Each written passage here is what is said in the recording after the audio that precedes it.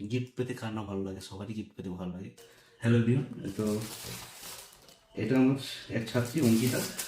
Last দিন যে feast হয়েছিল, সেই ফিস্টে গিফটটা আমাকে দিয়েছে। তো গিফটটা এখনও খুলে দেখা হয়নি, এত ব্যস্ততা, অনেক দিন হয়ে গেছে, 3-4 দিন তো হয়ে গেল। সে হয়তো ভাবছে যে স্যার এখনও গিফটটা হয়তো খুলে দেখেনি বা গিফট সম্বন্ধে কিছু বলেনি। তো যাই হোক, তোমাদের ভালোবাসাটা অনেক বড় পাওয়া, এবার তার সঙ্গে গিফটটা তো সবসময়ের জন্য সবার কাছে গিফট একটা স্পেশাল জিনিস। তবুও বলবো যে ভালোবাসাটা সব থেকে বড় জিনিস। আর গিফট পেতে কার না ভালো লাগে, সবারই গিফট পেতে ভালো লাগে।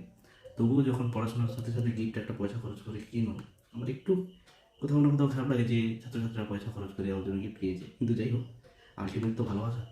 তো থ্যাংক ইউ ওয়ান্স এগেন।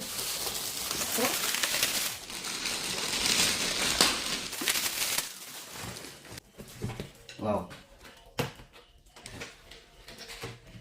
এটা একটা রাধা কৃষ্ণ আছে, যেটা খুব সুন্দর। তো প্রণাম করে নিই।